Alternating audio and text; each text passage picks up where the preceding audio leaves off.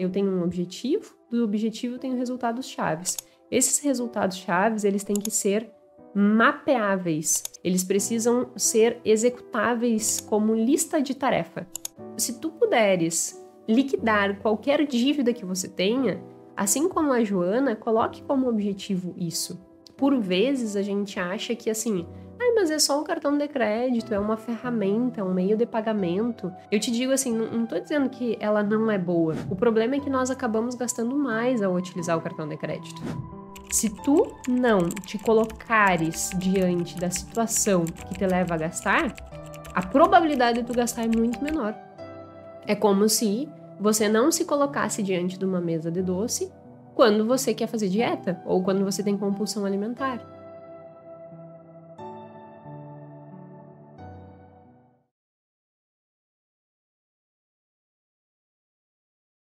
Depois de tantos episódios, provavelmente tu já parou para pensar que precisa se organizar, precisa saber quais são os teus objetivos, quais são as tuas metas, mas não só isso, né? Porque muitas vezes a gente para e pensa assim, mas eu sei onde é que eu quero chegar. Só que como que eu consigo organizar o que eu preciso fazer para chegar nesse lugar que eu quero chegar? E como que eu consigo avaliar se eu realmente estou caminhando na direção do meu objetivo ou eu estou simplesmente andando de um lado para o outro e não tenho probabilidade de chegar a lugar nenhum.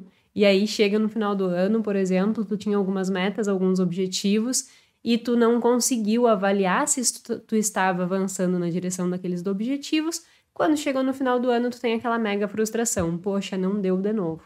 Só que quando a gente pensa em organização financeira, é a mesma coisa que falar sobre fatura de cartão de crédito. Sabe quando a tua fatura do cartão de crédito chega e aí tu olha e diz assim, meu Deus, eu não imaginava que daria isso? Isso mostra uma completa desorganização, uma completa falta de acompanhamento nos teus gastos diários. Se tu fizesse um acompanhamento diário, se tu conseguisse ter essa organização financeira, o valor da fatura do teu cartão não te surpreenderia, porque tu já estava esperando aquilo, porque tu já estava organizada para aquilo, porque tu já sabia que tu tinha gasto, né? Só que quando tu não acompanha o que tu tá gastando e organiza isso, tu pode te surpreender. A mesma coisa acontece com os nossos objetivos, sejam eles de curto, médio ou longo prazo. Se tu não acompanhar os teus objetivos, tu não vai saber se tu tá progredindo ou se tu está estagnado. Então, diante desse desafio que é, eu sei que eu tenho que ter objetivos claros, eu sei que eu tenho que ter metas claras e eu sei que eu preciso fazer algumas coisas, mas eu não estou conseguindo me organizar para fazer essas coisas e eu não estou conseguindo acompanhar se eu estou progredindo ou não. Se tu tem essa dificuldade, fique neste episódio, porque eu vou sanar completamente esta dúvida. Eu vou falar sobre exatamente isso. Nós comentamos, né? Eu sempre falo que dentro do meu método, por exemplo, o método PAI, essa parte ela entra dentro do plano de ação, que é eu já fiz um diagnóstico inicial, eu sei qual é o meu comportamento financeiro, no caso do meu método, né? Depois eu já fiz um diagnóstico financeiro, montei o planejamento, que é para entender para onde eu quero caminhar, e aí eu vou chegar no plano de ação para desenhar o que eu preciso fazer para chegar no objetivo que eu tracei. Então, eu estava avaliando os episódios, até porque a gente acabou de completar um ano, e eu estava revisando o que a gente já tinha discutido aqui, e eu acho que um episódio sobre plano de ação estava faltando, de colocar realmente a mão na massa, saber o que precisa ser feito, como fazer e mapear se está progredindo ou não. Então, desenhar esse passo a passo da execução em si do planejamento do plano de ação, né? Se tu não viu ainda um episódio sobre metas e objetivos, eu acho que faz muito sentido você olhar. Vou deixar aqui na descrição o link, né, com o episódio. E também, se você não olhou o episódio que eu falei sobre o passo a passo, em que eu apresento o que você precisa estudar, né, quase isso, para conseguir resolver aí a sua vida financeira, quais são os episódios e a hierarquia que você precisa assistir. Também sugiro que assista, porque daí depois que você assistir esses 2 episódios, esse aqui vai ficar muito mais claro, tu vai conseguir realmente tirar o melhor proveito dele.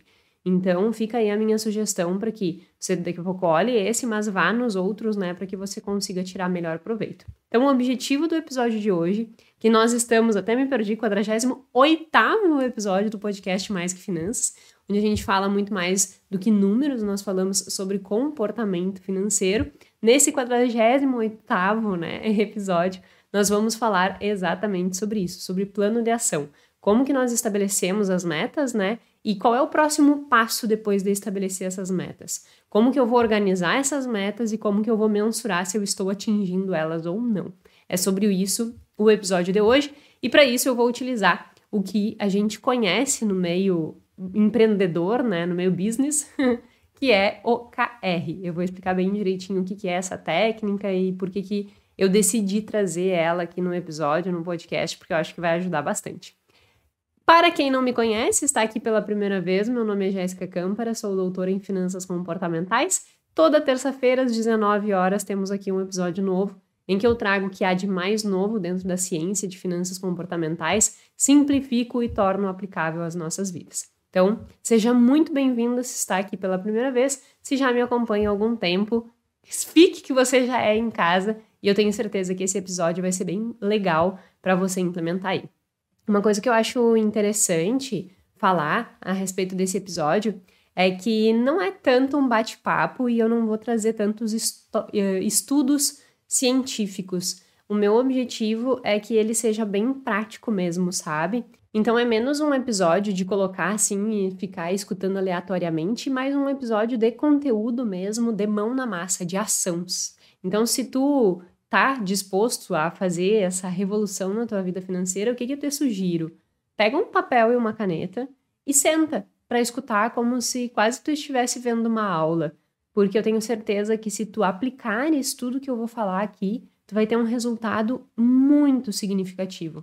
Então faz esse exercício, faz esse movimento, e nesse podcast eu me dou a minha licença poética, né? Me dou a minha licença para que eu não faça um episódio em que nós vamos discutir, nós vamos conversar, mas um episódio realmente aplicável, muito mais do que os outros. Eu sempre trago alguma técnica aplicável, mas esse muito mais do que outros, né? Então, a minha sugestão é que tu realmente pare aí com papel e caneta para anotar, para pensar na tua vida, para pensar nos teus objetivos, nas tuas metas, que eu vou trazer hoje ferramentas. Vai ser mesmo, assim, uma ferramenta que tu vai aplicar para conseguir alcançar os teus objetivos, fazendo todo esse mapeamento do que fazer e como mensurar isso, tá? Então, dito tudo isso, sem mais delongas, vamos para o nosso 48º episódio. Para começar, eu quero explicar qual é a ferramenta que eu vou utilizar. Quando eu desenvolvi o método PAI, que é o meu método de gestão financeira, eu desenvolvi ele e dentro das técnicas que eu utilizava para fazer plano de ação, eu utilizava uma técnica que a gente chama 5W2Hs. Nessa técnica, o objetivo dela é que a gente consiga entender qual é o nosso objetivo, quem é o responsável, como que eu vou fazer, quanto vai custar, por quanto tempo. Então, ela tem ali, né, toda uma construção de o quê, por quê, como, onde, quanto, e aí a gente ia desenvolvendo. Só que acaba que ela não fica tão palpável do ponto de vista prático, sabe? Porque não fica um checklist a ser executado, fica mais um panorama, assim, de um projeto como um todo. Então, nós, dentro da Plano A, que é o nosso escritório de contabilidade, a gente começou a implementar uma outra técnica que se difundiu muito, primeiramente na Intel e depois no Google. Então, a técnica de OKR, né, a ferramenta de OKR, ela foi disseminada e obteve uma maior repercussão por meio do Google, mas ela começou na Intel, com o CEO da Intel, e depois ela foi implementada no Google. E aí nós começamos a implementar lá no escritório, lá na Plano A. Tivemos um ótimo resultado. Disso, a gente começou a aplicar também para cada uma das pessoas que lá trabalham, inclusive eu e o Gui. E eu percebi um resultado muito significativo, assim. Eu sempre fui muito organizada, sempre, né? Eu sou uma pessoa metódica com os meus afazeres. Mas, por vezes, eu sentia que eu ficava perdendo tempo, sabe? Sabe quando tu tá construindo alguma coisa, assim, e tu tá com várias tarefas, com uma lista de tarefas, mas tu não tá organizada na execução daquelas tarefas. E aí, por vezes, tu olha e diz assim, putz, isso aqui que eu faria numa tarde, eu levei para fazer só um item numa tarde. E agora eu tenho todos esses outros itens em atraso. Isso, por vezes, acontecia comigo, principalmente quando se trata, por exemplo, de coisas mais criativas, produção de conteúdo, próprio roteiro do podcast, estudo do podcast, construção da newsletter, construção de planejamento estratégico para Plano A, tudo isso que demanda um pouco mais de reflexão, de análise crítica, que não é simplesmente executar uma tarefa, sabe? Essas, por vezes, eu me perdia nessa organização. E aí isso começa a me incomodar, porque eu odeio não me sentir produtiva. E aí a gente começou a implementar o OKR dentro da Plano A e eu também comecei a implementar na minha vida. E a diferença foi absurda, porque essa técnica, ela não pode ser só usada nas nossas tarefas diárias, mas em tudo, como no planejamento financeiro. E aí a gente também começou a implementar isso dentro do planejamento financeiro da Plano A, e eu e o Gui começamos a implementar isso dentro do nosso planejamento financeiro pessoal, que a gente nunca fazia, sempre tivemos metas e tivemos sempre organização financeira mensal, mas não dessa forma tão de dar cheques, assim, e começar a acompanhar esse processo de execução, progresso, execução, progresso, execução, progresso. E aí a gente começou a implementar também e tem dado um resultado muito interessante, assim. Nós estamos muito satisfeitos com isso, tanto na Plano A como na nossa vida. E aí eu pensei, né, bom, se tá funcionando para o Plano A, se tá funcionando para nós, se tá funcionando inclusive para as minhas tarefas diárias, tá me tornando mais produtiva, por que não compartilhar no podcast que isso pode beneficiar outras pessoas? E aí foi por isso que eu decidi trazer esta ferramenta como uma estratégia de organização do plano de ação. Então, só para que você entenda o todo, né? Como eu estava dizendo, sempre tu tem que partir de um diagnóstico da situação atual. Então, tu vai avaliar como tu está. Eu, por exemplo, como eu já estava falando do meu método, né? O meu método é um método que eu desenvolvi de mentoria financeira, que é muito focado em finanças comportamentais e prática financeira também, né? Porque eu sempre digo que o extrato é o correspondente do nosso comportamento, mas eu também tenho que acompanhar o meu extrato, entender o que está acontecendo ali. Então, tem essas duas coisas. E aí eu sempre parto de um diagnóstico comportamental para entender como que tu está. Depois eu parto de um diagnóstico financeiro, tirar uma fotografia da situação atual da tua vida financeira. Definimos os teus objetivos e a partir disso vamos para o plano de ação, que é como que eu vou atingir estes objetivos. E aí é exatamente nesse ponto que entra o OKR, no desenvolvimento do plano de ação. O que eu preciso fazer para alcançar os meus objetivos? Então, o que é OKR? OKR nada mais é do que objetivos chaves, né? Em que eu vou avaliar os meus objetivos chaves e os resultados. Então, é como se eu fosse estabelecer um objetivo na etapa de planejamento e depois eu vou desenvolver quais são os resultados chaves para que eu chegue naquele objetivo. Eu vou explicar de uma forma mais prática, que daí vai ficar bem simples de entender. Primeiro com o podcast mesmo, e depois, dando um exemplo da Joana, nós vamos ressuscitar a Joana. Eu falei sobre ela lá no nosso episódio 3 ou 4, eu acho, né? Que era o episódio sobre compras compulsivas. Então, vamos ressuscitar a Joana e eu vou dar um exemplo bem prático do ponto de vista financeiro. Mas antes, dando um exemplo do que é esse OKR dentro de um exemplo simples, tá? Meu objetivo. Quem acompanha aqui desde o ano passado, 2022, final do ano de 2022, e que viu o episódio sobre planejamento, viu ali que eu disse que o meu objetivo no ano de 2023 era desenvolver 52 episódios do podcast Mais Que Finanças, o que representava toda terça-feira às 19 horas ter aqui um episódio novo. Então esse era o meu objetivo. Então pensa nisso como um objetivo aqui na frente, tá? Qual é o resultado-chave que indica que eu vou alcançar esse objetivo? Publicar um episódio toda semana.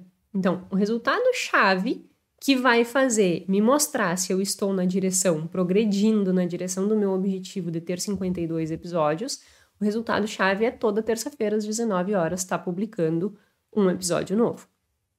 Ok. O que eu preciso fazer para que eu consiga atingir a execução de um episódio por semana? Aí a gente vai abrindo esse resultado-chave.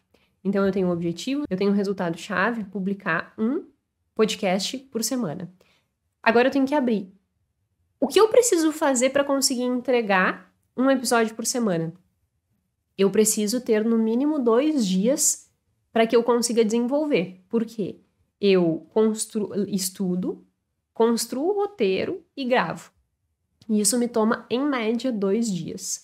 Então, o que eu fiz? O que eu organizei? Eu fechei a minha agenda da sexta-feira.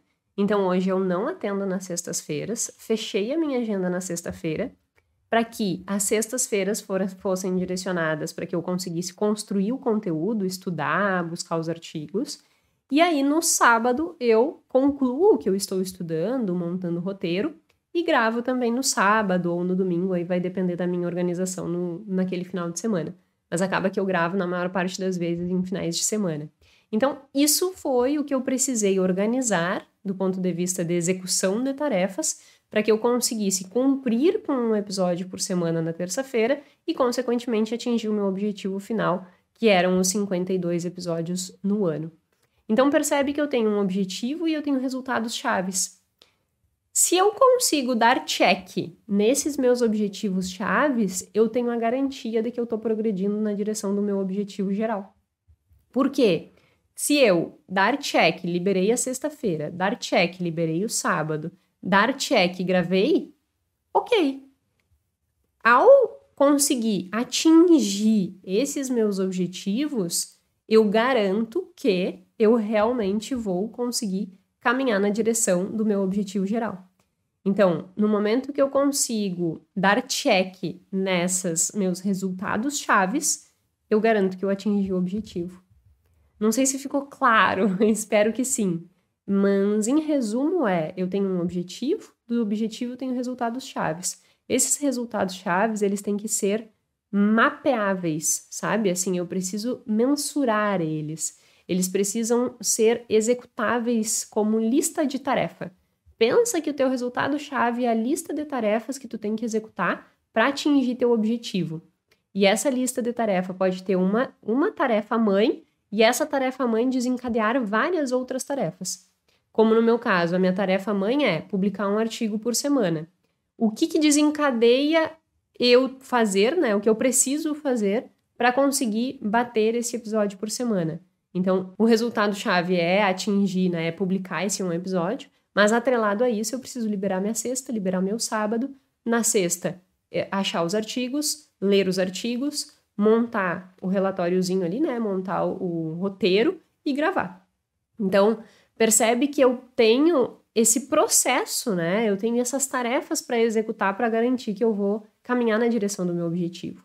Então, é exatamente isso que se propõe o OKR, que é uma técnica, como eu disse, que foi desenvolvida inicialmente na Intel e depois foi difundida no Google. Tem um livro, inclusive, que trata sobre esse assunto, o Guilherme Lewitz, que é muito bom, eu não cheguei a ler, que se chama Avalie o que Importa.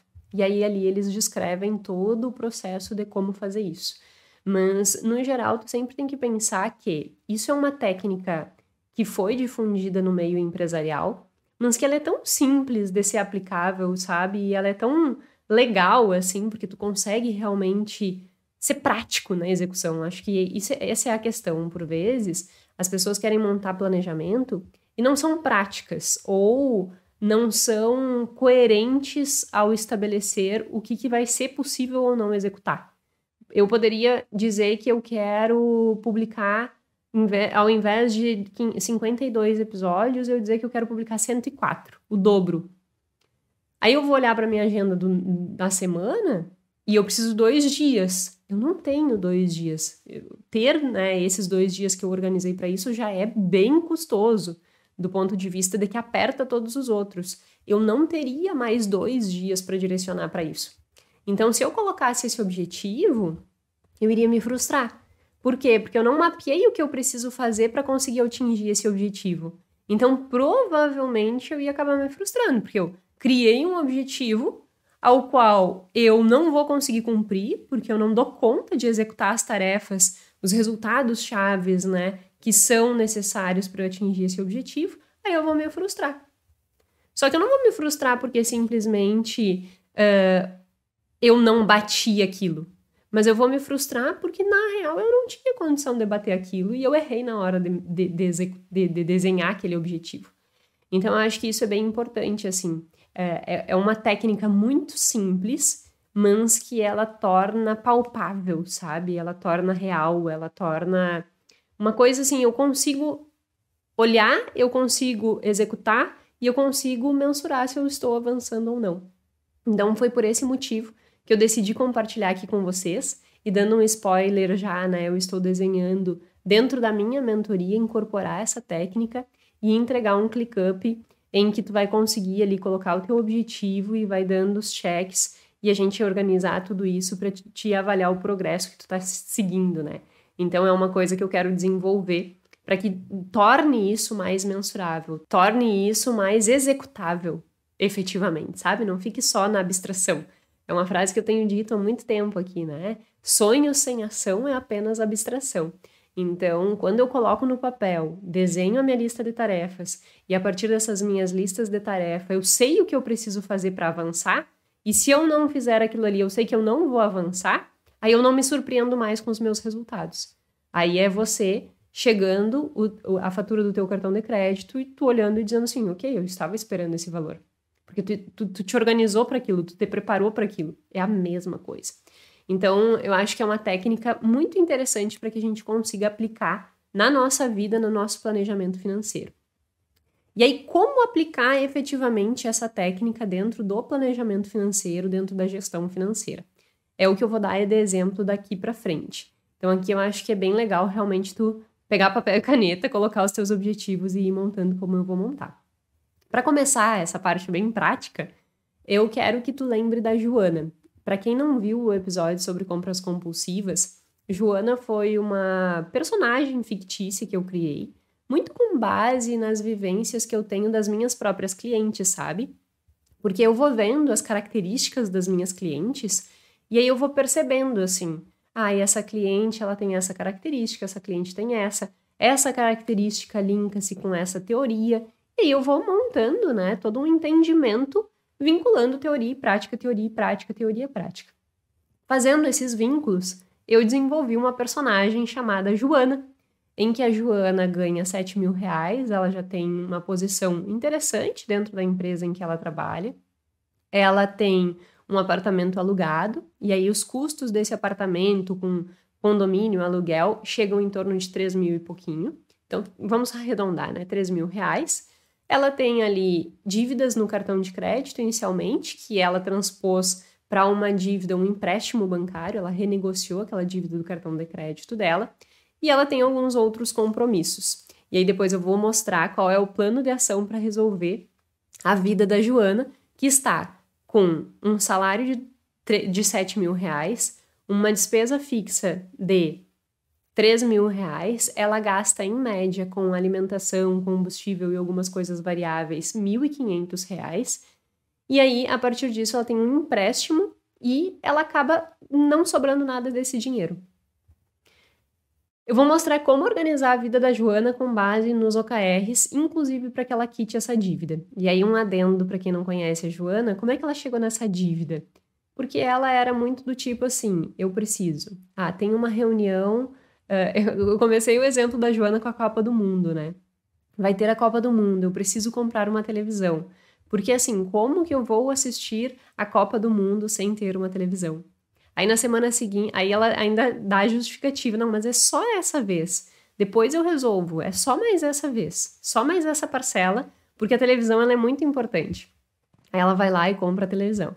Aí depois, na semana seguinte, ela tem uma reunião com o chefe dela. E aí ela pega e pensa, eu preciso comprar um blazer. E aí ela vai lá e compra o blazer. E aí no que ela vai comprar o blazer, ela pensa, eu não podia passar o cartão de novo, mas é só mais essa vez, porque como que eu vou me portar na reunião sem um blazer adequado? E ela vai lá e passa o cartão de novo e faz mais parcelas. E aí ela vai fazendo isso. E aí, só lembrando, né, a construção desse padrão de comportamento, sempre existe uma ótima justificativa para que aquela decisão pareça racional. Então, a decisão de comprar o blazer, a decisão de comprar a televisão, não são decisões racionais diante da circunstância financeira da Joana. Mas ela faz toda uma arquitetura, né, de raciocínio para que aquele comportamento pareça racional. E aí ela vai lá e compra, achando que ela está fazendo uma boa escolha, quando na verdade, mais uma vez, ela está metendo os pés pelas mãos, mais uma vez ela está ampliando o seu nível de dívida e mais uma vez ela está, na realidade, se afastando dos seus próprios objetivos e da sua liberdade financeira. Então, o que a gente tem que construir com a Joana para que ela rompa com esse padrão? E aí, obviamente, tem todo um trabalho, né, para entender o motivo pelo qual ela compra, o motivo pelo qual ela gasta mais, e depois disso, estabelecer os objetivos e desenhar o plano de ação, que é o exemplo que eu quero trazer aqui, para que você veja como que a gente pode construir isso. Então, só para que tu tente ver, eu vou até colocar aqui na tela o orçamento da Joana. Meu papel tá aqui do lado, eu vou colar para que eu não erre os números, né? Eu não lembro todos de cabeça, então vamos lá. Vou colocar aqui para quem está assistindo pelo YouTube, eu vou colocar na tela do YouTube o orçamento dela. Para quem está no Spotify, depois pode também dar uma olhada lá no YouTube que vai estar, mas também tu vai conseguir acompanhar sem problema nenhum me escutando. Então vamos lá, vamos entender aí qual é o orçamento da Joana. Então, ela ganha R$7.000, 3.000 vão para as despesas fixas, 1.500 vai para alimentação, mais combustível, mais variável, e 1.219 ela tem pago o empréstimo que ela tinha com essas dívidas de cartão de crédito. Ela foi lá no banco, renegociou, e agora ela tá aí com essa parcela de 1.219. Ela fez esse contrato em 48 vezes, certo? Como que nós vamos... Quais são os objetivos da Joana? A gente sentou, conversou, avaliou e ela colocou 2 objetivos principais. Então, lembra que o OKR eu sempre vou ter um objetivo e eu vou ter o resultado-chave. Nunca coloque muitos objetivos. Lembra? Eu coloquei um único objetivo para 2023. Gravar e postar 52 episódios. Então, não construa inúmeros objetivos, porque senão tu vai te frustrar mais uma vez. Poucos objetivos e que sejam objetivos claros, né? Objetivos que realmente tu tenha aí tarefas a executar que estejam ao teu alcance. Então, no caso da Joana, ela colocou 2 objetivos. Ela quer independência financeira e ela quer segurança financeira. Independência financeira dela também está muito vinculada a quitar essas dívidas, né? E parar de pedir dinheiro para a mãe, que era uma coisa que ela fazia com recorrência também. Ela dizia assim, eu preciso disso, fazia todas as justificativas, e depois ele dizia assim, mãe, me ajuda, e aí a mãe ia lá e ajudava. Então ela quer essa independência financeira e segurança financeira. A independência financeira passa muito por quitar as dívidas, e a segurança financeira passa por montar a sua reserva de emergência. Então, recapitulando, os 2 objetivos da Joana, independência financeira e segurança financeira. Esses objetivos, eles não precisam ser objetivos muito mensuráveis num primeiro momento, porque o que precisa ser mensurado é o resultado-chave. Esses objetivos, no caso aqui dela, são subjetivos, né? Independência financeira e segurança financeira. Bom, agora vamos entender quais são os resultados chaves para alcançar cada uma desses objetivos listados. O ideal que eu te sugiro é que tu faça uma tabelinha. Então, a tabelinha tu vai colocar na primeira coluna teu objetivo e aí na segunda coluna o resultado-chave. E aí depois, pode ser uma tabela no Excel, ou depois eu vou explicar como que tu pode usar em outras ferramentas, mas se for numa tabela no Excel ou se não numa folha de papel mesmo, primeira coluna tu vai colocar os objetivos, segunda coluna tu vai colocar os resultados chaves, na terceira coluna tu vai listar as tarefas que tu tem que executar para atingir aquele resultado chave, que consequentemente vai te levar para o objetivo. Um único objetivo pode ter mais do que um resultado chave. Em torno de 2, 3, até 5 resultados chaves a gente pode listar aí para não ficar também uma lista absurda, né? Então, nesse caso aqui da Joana, o primeiro objetivo dela era a independência financeira. Qual é o resultado-chave dela para que ela consiga ter independência financeira? Quitar as dívidas e quebrar o cartão de crédito. Por que ela colocou esses dois como resultado-chave? Quitar a dívida primeiro, né? Quem tem dívida precisa que as coisas deem certo. O Bruno Perini usa essa frase e eu gosto muito dessa frase, porque é exatamente isso, né? Quem tem dívida tem a obrigação que as coisas deem certo, e por vezes as coisas não dão certo. O Nassim Taleb tem uma frase junto a isso, e o Bruno se inspira muito no Nassim Taleb também, que fala o seguinte: o cemitério dos perdedores, ele é lotado, né? Porque a gente não fica sabendo das derrotas, nós ficamos sabendo só das vitórias. Então, o cemitério dos perdedores é lotado e a gente não fica sabendo dessas histórias. E aí a gente tem que saber que quem tem dívida, na maior parte das vezes, não dá certo. Só que a gente só fica sabendo de quem deu certo. Aí tu pode dar o exemplo assim, mas Flávio Augusto começou a sua vida com dívida. Sim, quantos Flávio Augusto a gente conhece aí no mundo, sabe? Então, assim, é ilusório do nosso ponto de vista nós acharmos que porque o Flávio Augusto conseguiu ter um resultado financeiro e montar a empresa bilionária que ele tem com dívida, que você também vai conseguir. Então, se tu puderes liquidar qualquer dívida que você tenha, assim como a Joana, coloque como objetivo isso. Primeira coisa, reserva financeira e quitar as tuas dívidas. Porque isso é o que vai te dar segurança, isso é o que vai te dar liberdade, isso é o que vai te dar essa sensação de poder dormir, colocar a tua cabeça no travesseiro e dormir tranquila, porque senão tu tá sempre naquela ansiedade. Eu gravei um episódio até aqui falando sobre ansiedade financeira. Senão tu tá sempre naquela ansiedade financeira, dependendo do que vai acontecer amanhã, será que eu vou dar conta, será que eu não vou dar conta? Então, Joana está certíssima em estabelecer aí que o seu primeiro resultado-chave para a sua independência financeira é quitar a dívida e quebrar o cartão de crédito. Vamos começar entendendo por que um resultado-chave para chegar à independência é quebrar o cartão de crédito, e depois a gente vai para as dívidas e eu vou explicar o planejamento, né, para que ela consiga atingir essa independência financeira a partir do cumprimento ali das dívidas dela. Só falando em relação ao cartão de crédito. No caso da Joana, o cartão de crédito era o facilitador, junto com a mãe dela, para que ela gastasse mais. Por ter o cartão de crédito, ela ia lá e passava o cartão. Ela ia lá e passava o cartão. Quando ela não dava conta de pagar, ela pedia para a mãe. Ou atrasava, que foi a bola de neve que foi se gerando para que ela conseguisse, né? Conseguisse, como se isso ela tivesse buscado. Enfim, foi o que fez com que ela acabasse contraindo uma dívida de 30 mil reais. Então, o cartão de crédito, por vezes, a gente acha que, assim, mas é só um cartão de crédito, é uma ferramenta, um meio de pagamento, e é uma ferramenta muito prática, é ótima. Eu te digo assim, não tô dizendo que ela não é boa, e tem um episódio aqui, inclusive, sobre o cartão de crédito. O problema é que nós acabamos gastando mais ao utilizar o cartão de crédito. Eu fiz o teste real oficial aqui em casa. E utilizando o cartão de crédito e sem utilizar o cartão de crédito, quando a gente parou de utilizar o cartão de crédito novamente, porque eu nunca gostei, aí o Guilherme ficou me enchendo o saco, eu liberei a sargentona financeira, né? E aí eu liberei, os gastos aumentaram, eu tranquei de novo e a diferença foi mais de 40%. Inclusive eu fiquei impressionada, assim, com a diferença que deu. E aí no caso da Joana, ainda mais por ela ter esse padrão de consumo, é ainda pior, porque se ela seguir usando o cartão de crédito, ela até pode montar um plano para a dívida dela, mas ela vai acabar se endividando de novo. Sabe quando uma pessoa tem compulsão alimentar? Digamos que tu tenha compulsão alimentar por doce.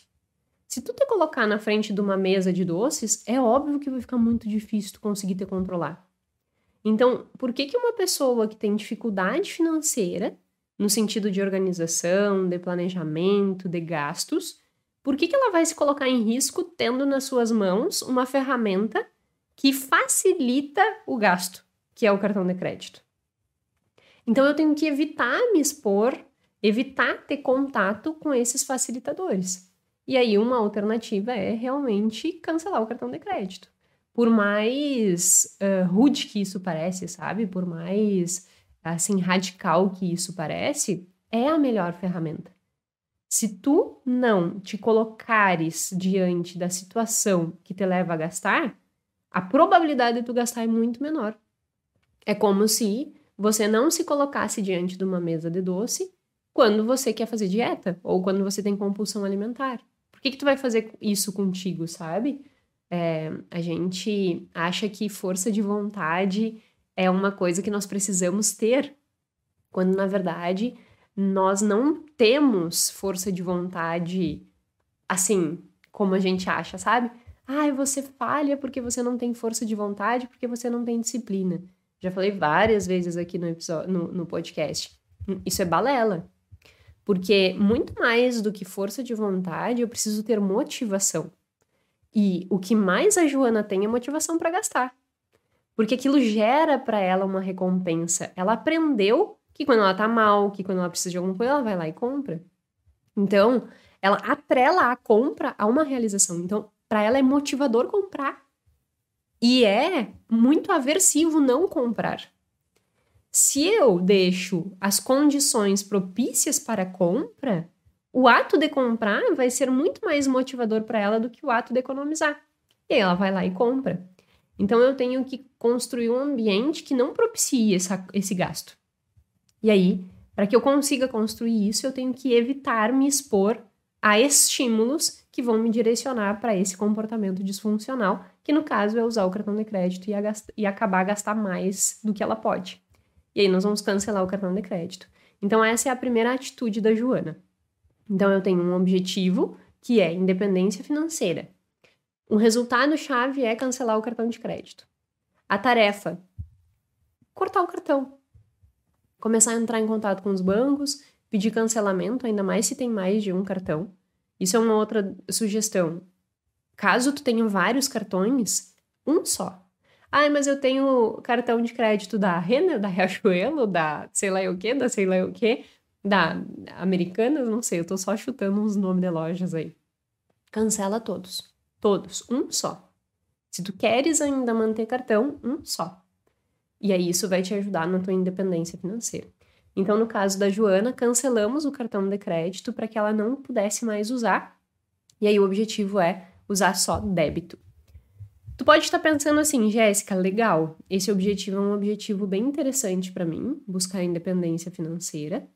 E além disso, esse resultado-chave na busca da independência financeira, que é cortar o cartão de crédito, também faz sentido na minha vida. Percebo que eu gasto muito no cartão. Só que eu não consigo, no primeiro mês, cancelar todos os cartões. Porque hoje, quando inicio o mês, eu pago as minhas contas, inclusive o cartão de crédito, e eu fico zerada. E aí eu uso durante todo o mês o cartão de crédito para no mês seguinte pagar de novo. Então eu não tenho esse fluxo de caixa, né, essa liberdade financeira, para que eu consiga parar hoje de usar o cartão de crédito e usar só no débito, porque não tem dinheiro sobrando. Aí o que eu vou te dizer que tu vai ter que fazer? Tu vai ter que também organizar dentro dessa estrutura resultados chaves, tu vai ter que colocar objetivos intermediários, digamos assim, né? Resultados chaves intermediários, que é guardar um valor por mês, que durante um período aí de 3 meses, digamos que no teu caso, tu tenha mais ou menos os mesmos gastos da Joana, R$ 1.500 que tu gasta aí nessas coisas variáveis de alimentação, combustível e tal. Então, tu precisaria guardar R$ 500 por mês para que tu conseguisse fazer esse caixa, para que num determinado mês, digamos lá em janeiro, tu consiga parar de usar o cartão de crédito e use débito. Então, tu tem essa janela de 3 meses. Hoje a gente está em outubro, digamos que até janeiro tu consiga fazer isso. Como que tu vai fazer? Tu vai pegar teu cartão de crédito, vai avaliar o que tu tem gasto no teu cartão de crédito e vai entender o que tu pode cortar. O iFood, faz o exercício aí, vai no supermercado, compra arroz, feijão, frango, cenoura, brócolis e faz comida para ti comer ao meio-dia. E de noite faz frango desfiado e uma crepioca. Faz aí para te ver o quanto tu vai economizar de um monte de bobagem que tu anda comendo. Tu vai emagrecer e economizar dinheiro. Olha que maravilha. E aí, com certeza, pode ser que aí já esteja o teu gargalo. Que tu não faz comida, que tu acaba comendo fora, e aí tu chega em casa de noite com fome, e aí o iFood é a melhor solução, e aí tu vai lá e pede o iFood, e aí isso vai virando uma bola de neve, e o teu cartão dá sempre um valor absurdo. Então, monta esse exercício. Vai no supermercado, compra as coisas que tu precisa ali para fazer algumas marmitas durante a semana, para que tu tenha janta, e cancela qualquer tipo de gasto além disso. Só aí tu já vai perceber que tu pode economizar esses R$ 500. Porque tu sabe o que acontece? Com comida é um negócio muito complicado, assim, do ponto de vista de parecer racional o gasto. A maior parte das pessoas olham e dizem assim, mas eu estou gastando com comida. Com comida pode, mas é no supermercado, não tem problema. E aí, nesse não tem problema, quando tu vai ver, tu gastou a maior proporção do teu dinheiro que poderia sobrar, tu tá gastando com cartão de crédito. Com comida. Então, abre o olho com os gastos com alimentação, porque aí pode estar o teu gargalo em relação a sobrar ou não dinheiro. E se tu perceberes que aí é o gargalo, faz esse exercício que eu comentei, que em 3 meses tu vai conseguir esses R$ 500 e vai conseguir ter caixa para diminuir o uso do cartão de crédito, te dou certeza absoluta. Então, só esse paralelo feito, né, que pode ser que tu tenha te identificado com isso, só que tenha colocado essa objeção, que tu não consegue passar no débito nesse momento, para que tu te organize e coloque aí dentro dos teus resultados chaves a construção desse recurso, guardar esse recurso por mês, para depois tu conseguir usar o débito. Então essa é uma primeira atividade que a Joana vai ter que executar, que é construir essa nova cultura de vida, que é usar o cartão de débito, tá? Então isso é um primeiro resultado chave que a gente vai construir com ela. O segundo é o pagamento da dívida. Aí eu fiz todo um mapeamento da dívida dela e do orçamento dela. Quando a gente fez a análise, parece que é uma pessoa real, né? Mas como eu disse, assim, eu fui juntando várias clientes e criei a Joana. Então, nós observamos que estava sobrando aí no orçamento dela em torno de R$ 1.200, R$ 1.300, que ela estava gastando a mais no cartão de crédito com bobagem. E que, no momento que nós parássemos de usar o cartão de crédito, esse dinheiro ia sobrar. Então, como é que vai ficar o orçamento da Joana? 3.000 de despesa fixa, 1.500 vai ficar disponível na conta bancária dela para que ela compre alimentação e combustível e outras miudezas no mês, mas esse dinheiro tem que dar. Isso é uma outra coisa legal, assim, sabe? Para que tu consiga te organizar aí dentro dos teus resultados chaves. Não deixa na tua conta bancária um dinheiro que tu não pode gastar. Se tu tá organizado para gastar R$ 1.500, deixa disponível os R$ 1.500. Não vai deixar na tua conta R$ 5.000. Hoje de manhã mesmo eu estava atendendo uma cliente, ela ganhou estrelinhas, né, porque atingiu os resultados chaves que nós estávamos criando para que ela avançasse nos objetivos dela. Então ela conseguiu chegar num resultado legal, ganhou estrelinhas e sobrou um recurso. E eu disse, vamos investir. E aí a gente deixou no final do mês, na conta dela vai sobrar R$ 2. Por quê? Porque nós investimos um valor bem significativo. Mas por que nós investimos um valor bem significativo e eu não deixei ali? Porque se eu deixasse ali, ela ia gastar. E ela sabe disso. Então, ela não quer mais isso para a vida dela. Ela tem um objetivo. Ela quer comprar o imóvel dela. Ela quer também atingir a independência financeira dela. Então, ela percebeu que essa é a melhor forma. Tirar da vista. E aí, nós tiramos da vista, ela fica feliz e ganha estrelinha no mês que vem de novo. Porque manteve o investimento e não gastou mais do que podia. Então, nesse caso da Joana, é 1.500 que vai ficar na conta disponível. Nada mais. Nada mais. O que sobra vai para investimento, mas no caso dela não sobra porque segue acompanhando a construção desse planejamento. Então, 3.000 para as despesas fixas, 1.500 para alimentação, 1.219 que já está indo para o empréstimo. Neste momento, ela já pagou 20 parcelas desse empréstimo. Tá? Então, ela já pagou aí algumas parcelas desse empréstimo e ela concluiria o pagamento desse empréstimo em 20 de 1 de 2026. O que eu fiz? Descobri que ela tinha ali sobrando em quase R$ 1.300 Deu orçamento. 7 menos 3, menos 1.500, menos 1.219, sobrou aí um valor, né? Então, o que eu montei? Para que a gente consiga pagar a dívida dela antes do planejado e economize juros, ela vai pagar, além da parcela de 1.219, mais R$700. Ela vai abater mais R$700 do saldo devedor da dívida dela. Então, ela vai lá, vai fazer o pagamento da parcela normal e vai abater do saldo devedor R$500. Isso, na maior parte das vezes hoje em dia, se é um banco mais moderno, tu consegue fazer esse tipo de estratégia no próprio aplicativo, sabe?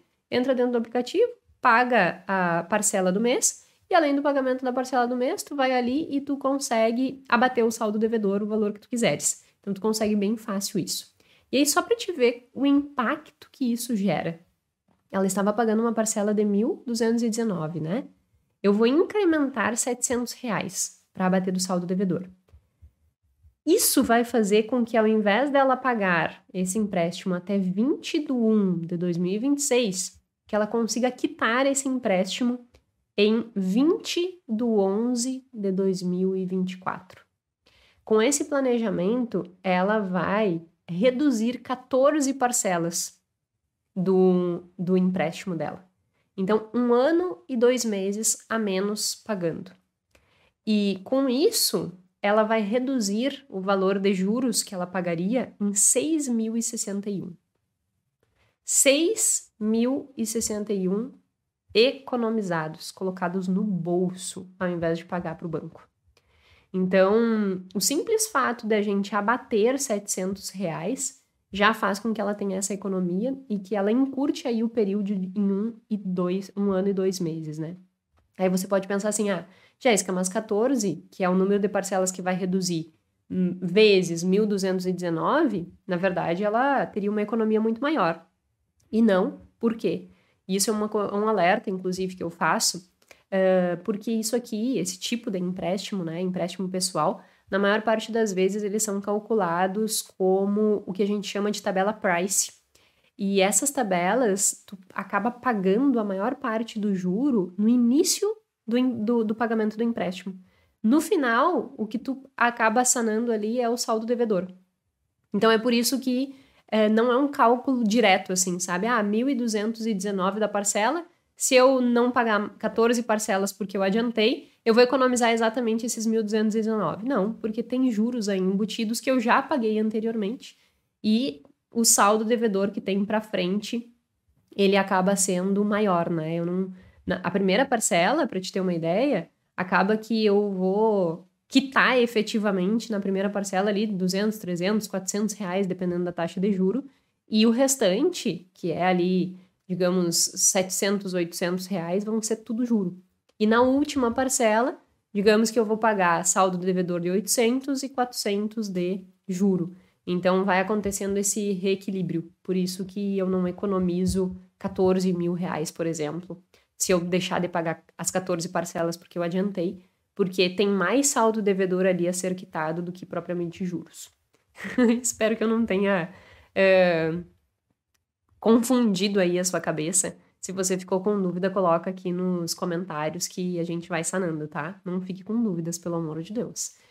Então, no final das contas, a Joana, nessa organização, a gente vai conseguir economizar aí esse valor de 6.061 e vai encurtar, ao invés dela seguir pagando o empréstimo até 20/1 de 2026, ela vai parar de pagar em 20/11 de 2024. E aí ela vai abater esses 700 reais na dívida. Então, isso é um resultado chave para que ela alcance o objetivo da independência financeira.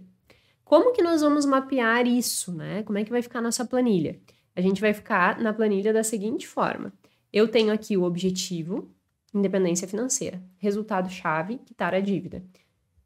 A tarefa do resultado-chave é pagar o empréstimo mensalmente e abater 700 reais na parcela. No que eu dou um check aqui, eu percebo que eu estou avançando na direção do meu objetivo. Então, eu tenho como visualizar se eu estou avançando ou não. E isso tu pode desenhar numa folha e ir dando os certinhos. Tu pode desenhar no Excel ou tu pode usar uma ferramenta como um ClickUp, por exemplo, que é o que nós estamos utilizando. Entenda que a ferramenta que tu vai utilizar para mapear isso é o que menos importa. O que mais importa é que tu tenha isso bem desenhado, seja na mão, seja no Excel, seja numa plataforma. Então, tu vai ter esse mapa, objetivo e independência. Resultado-chave, quitar a dívida. Tarefa, todo mês, pagar a dívida e mais R$700. Isso durante vários meses até, vou pegar a data aqui novamente, 20/11/2024. Então, todo mês que eu cumprir com essa responsabilidade de abater R$700 no meu saldo devedor, eu vou lá e dou um check, vou lá e dou um check, vou lá e dou um check, e eu consigo avaliar que eu estou progredindo, né? Isso gera motivação para seguir no processo. Aí tu pode estar pensando assim, né? Mas, Jéssica, sobrou dinheiro, o que a gente faz agora? Então, vamos lá, seguimos no nosso objetivo. Dentre o objetivo da independência financeira, eu construí esses 2 resultados chaves, quitar a dívida e quebrar o cartão de crédito. Nós já discutimos os 2. O próximo é segurança financeira. Esse é o outro objetivo da Joana. Qual é o resultado-chave para que eu consiga ter segurança financeira? Então eu vou deixar tempo para a resposta. Eu espero que, se você já está aqui há mais tempo me escutando, né, e vendo eu conversar sobre esses assuntos, que você já tenha respondido que é montar reserva de emergência, porque esse, sem dúvida nenhuma, é o primeiro movimento para construir segurança financeira. Então, no caso da Joana, ela vai trabalhar com montar a reserva de emergência dela, isso vai ser um resultado-chave, e o outro resultado-chave dela vai ser aumentar a renda.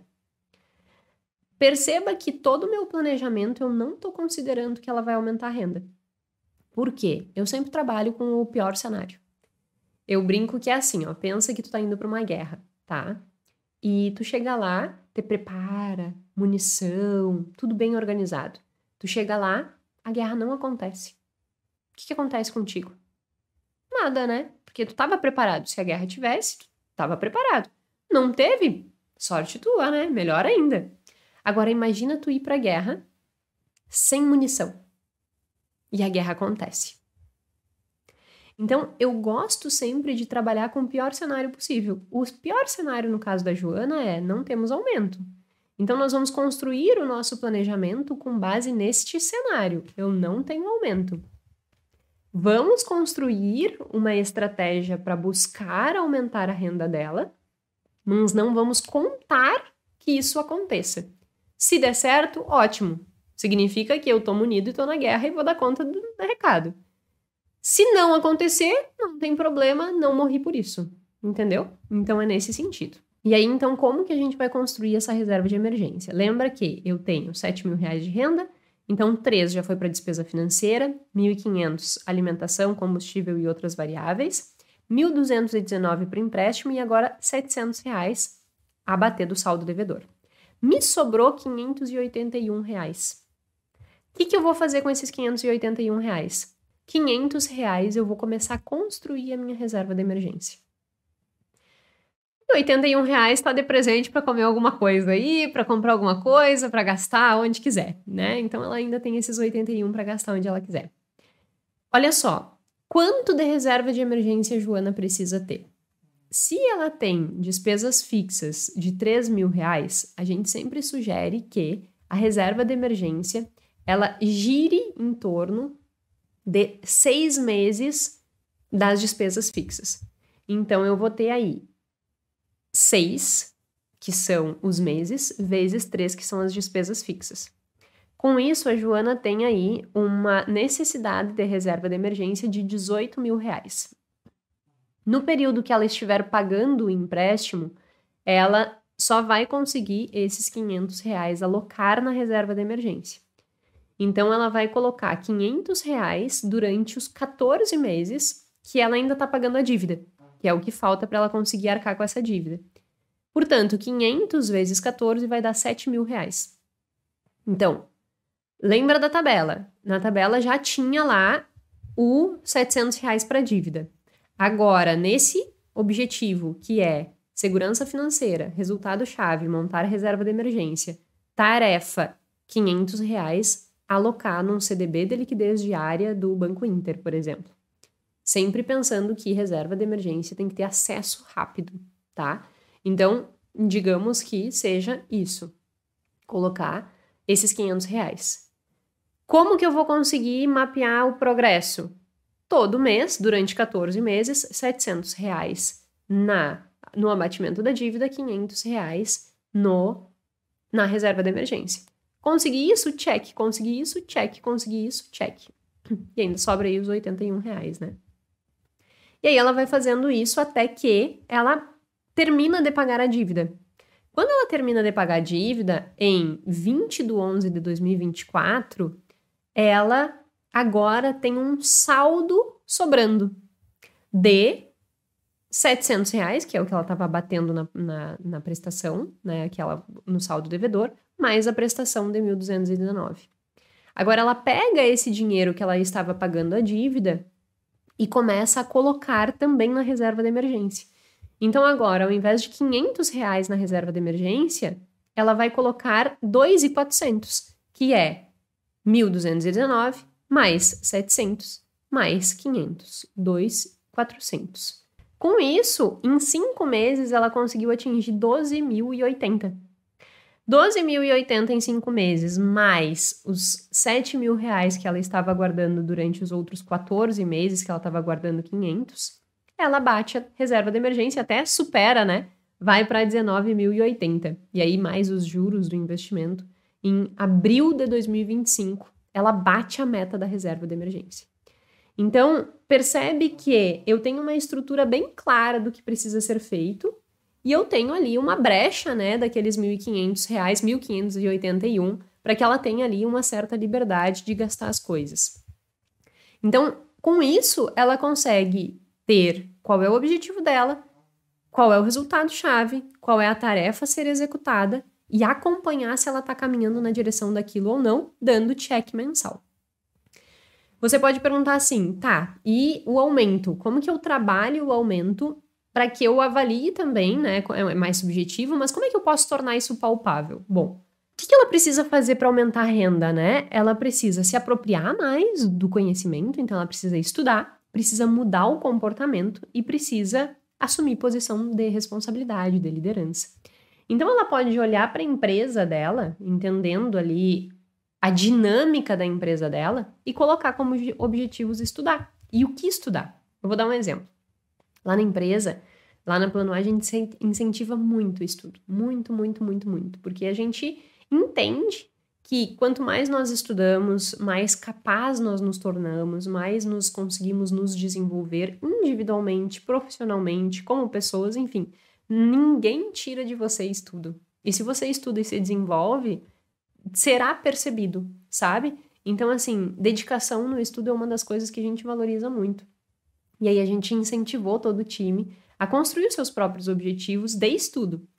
E aí a gente viu, né, foi muito interessante, assim, que na reunião a gente conseguiu perceber os avanços deles em relação a esse sentido e essa organização de entender assim, tá, eu tenho que estudar, mas o que eu preciso estudar? Mapear tudo o que tem para estudar e mapear o que eu preciso estudar dentro de cada semana, para construir um cronograma de estudos que me torne uma pessoa capacitada para ir para o próximo nível. Então, no caso da Joana, ela tem que entender, dentro da posição que ela ocupa hoje, que competências técnicas ela precisa se apropriar estudando, que vão fazer com que ela vá para o próximo nível. E aí ela elencar isso, construir um cronograma de estudos com datas e dando check na hora que ela vai conseguindo concluir. Então é bem interessante essa estrutura de organização, que eu também posso utilizar os OKRs não só para coisas bem palpáveis, como ali o financeiro, mas também organizar a minha vida para que eu consiga avançar e buscar, por exemplo, um aumento de renda. Outra coisa que ela pode colocar ali em relação à atitude, né? Atitude e ocupar posição de liderança. Colocar como um resultado-chave. Toda semana eu preciso fazer algo que eu não fui solicitada. Eu preciso apresentar uma solução, eu preciso resolver um problema de um cliente e eu preciso compartilhar com os outros que eu estou fazendo isso, né? Porque se tu tá fazendo e não tá contando para ninguém, as pessoas não vão saber que tu tá fazendo. Então, fazer e compartilhar, né? Mostrar para as pessoas que tu tá fazendo. Porque o que tu não mostra que está fazendo, o que tu não compartilha que está fazendo, você não está fazendo aos olhos dos outros. Então, exercite esta questão de, olha, eu fiz isso, deu esse resultado, compartilhar o que tu tá fazendo. Então, no caso da Joana, ela poderia colocar lá um checkzinho para ela dar de tarefa, que é, toda semana eu executar alguma coisa a qual eu não fui solicitada. Uma solução nova para um cliente, uma solução nova para um colega de trabalho, e isso vai fazendo com que ela vá avançando. Então, são mudanças comportamentais, mudanças de atitude, mudanças de conhecimento técnico e estudo, que vão fazer provavelmente que a Joana acabe ganhando um aumento. Dentro desse planejamento, eu posso contar com esse aumento? Não, eu não posso contar com esse aumento. Então, eu construo ali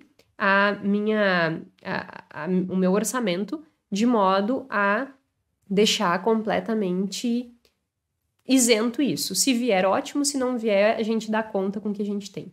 Um outro ponto importante que tu pode estar pensando, mas tem outras coisas que podem surgir ao longo do ano, né, que são coisas que são inesperadas. E aí ela não vai ter condição não tem flexibilidade ali dentro do orçamento. E existe ali a flexibilidade dos R$ 1.581, e além disso, eu não computei nesse planejamento férias e 13º, que no caso da Joana dá um volume de dinheiro considerável aí para arcar com essas possíveis variações, pagamento de IPTU, pagamento de outras coisas que são inerentes ao ano e que por vezes não estão dentro do organizado. Isso é bem interessante também, por vezes as pessoas pegam o 13º e torram em qualquer coisa, né? Não usa o 13º para esse tipo de coisa, IPTU, tu tem que pagar todo ano, né? Então, para não desembolsar do teu orçamento mensal, usa 13º e férias para essas coisas. Então, nessa organização, o objetivo é usar 13º e férias para esse tipo de coisa. E aí a gente consegue acompanhar os objetivos da Joana, os resultados chaves da Joana e se ela está progredindo ou não nas tarefas. Em resumo, o objetivo dela da independência financeira, ela precisa trabalhar com pagamento da dívida e cortar cartão de crédito. Pagamento da dívida, R$ 700 por mês, dando check ali. Cortar o cartão de crédito, corta os cartões e dá o check. Segurança financeira, inicialmente reserva de emergência, R$ 500 por mês, depois pegar o dinheiro e o dinheiro que ela estava alocando no pagamento da dívida e alocar aqui nessa construção da reserva. Vai ali dar o check. E aí depois a construção dessa parte mais subjetiva que é se desenvolver para conseguir um aumento. Se ela conseguir, ótimo. Se ela não conseguir, o resto da estrutura vai dar conta do planejado. E aí, olha que interessante. Agora eu tenho objetivos claros, eu tenho resultados chaves claros, eu tenho tarefas a serem executadas muito claras. Se eu não cumprir com alguma dessas tarefas num mês, eu sei que eu não vou alcançar meu objetivo. E aí, eu não vou mais me frustrar porque eu não alcancei aquele objetivo. Vou me responsabilizar porque eu deveria ter feito e não fiz. Por que eu não fiz? Então, tu vai te responsabilizar por aquilo que é um comportamento teu e entender o teu comportamento de ter desvirtuado daquilo que tu construiu para ti mesmo, sabe? E aí isso vai mudando a tua responsabilidade contigo mesmo e a tua percepção de consciência, de tomada de decisão. Isso vai se facilitando com essa organização. Eu sempre digo que para quem quer liberdade financeira, segurança financeira, até as questões de saúde, né, alimentação, exercício físico, não existe outro caminho a não ser a organização e o autoconhecimento. Eu entender quais são os meus gargalos e organizar a execução disso. Se eu conseguir fazer isso, está resolvida a minha vida. Só que eu percebo que muita gente tem dificuldade dessa organização, por isso que eu construí esse episódio, para que tu consiga ter um norte de como fazer essa organização. Porque daí fica muito mais fácil tu fazer esse mapeamento, construir essas tuas tarefas a seguir e ir executando, tu fica muito mais comprometido. Do ponto de vista científico, é só tu pegar lá o episódio sobre metas que tu vai entender a lógica disso e o porquê que isso é tão importante para que tu vá alcançando esses objetivos. Inclusive por perceber progresso. Tu vai percebendo progresso e isso vai te motivando. É como tu fizesse um jogo da tua própria vida, sabe? Então, assim, te incentivo fortemente a aplicar essa técnica. É uma ferramenta de planejamento estratégico para as empresas, uma ferramenta de planejamento estratégico ágil, para que a gente consiga Objetivo, resultado, chave, e executar, executar, executar, e mapear, executar, e mapear, executar. Só que a gente pode aplicar para as nossas vidas. Então, eu trouxe ela para cá para que tu consiga aplicar nas tuas vidas. Decidi trazer um exemplo super prático, ao invés de ficar discutindo outras coisas, para que tu consiga sair da abstração e realmente entrar na ação. Então, essa ferramenta eu tenho certeza que pode te ajudar. Espero que tu tenha entendido. Se ficou com alguma dúvida, coloca nos comentários. Estou aqui para isso também, para ajudar aí nesse processo, caso tu tenha ficado com alguma dúvida das coisas que eu falei. Mas assim, aplica. Conhecimento sem ação também é como não ter conhecimento nenhum. Então aplica o que eu trouxe aqui, que eu tenho certeza que isso vai fazer com que tu mude a perspectiva da tua vida e inclusive a visão que tu tem de ti mesmo, sabe? Se tornando mais autorresponsável e fazendo as mudanças que precisa mudar. Espero que tu, a partir desta ferramenta, alcance teus objetivos, alcance teus sonhos, deixe de procrastinar e consiga os teus objetivos, principalmente relacionados ao dinheiro, mas pode ser qualquer outro, né? Mas relacionado ao dinheiro aí, de segurança, de liberdade e de construir uma vida financeira saudável que vai fazer com que tu tenha uma vida emocional muito melhor também. Enfim, o meu muito obrigado, espero que tenha sido útil esse conteúdo para você. Se você gostou, compartilha com mais pessoas que também possam se beneficiar de tudo que eu ensinei aqui. E um outro adendo, né? Se você tiver interesse de desenvolver tudo isso junto comigo, eu tenho uma mentoria que se chama Método PAI de Gestão Financeira, em que eu faço todo esse processo junto com você. Na descrição aqui também tem um link. Sempre uma lista de espera, porque eu não consigo atender muitas pessoas ao mesmo tempo. Eu priorizo um bom atendimento, um atendimento bem qualificado. Então, eu sempre tenho, obviamente, um teto de clientes que eu consigo atender. E aí a gente trabalha com lista de espera. Tem aí a lista de espera, completa seu nome, que assim que a gente tiver vaga, a gente vai contatar. Esse ano eu ainda tenho 3 vagas para mentoria. Então, se tu quiseres, pode colocar aqui no link o teu nome que a gente entra em contato, caso tu esteja ali na lista, tá bom? O meu muito obrigada e até a semana que vem.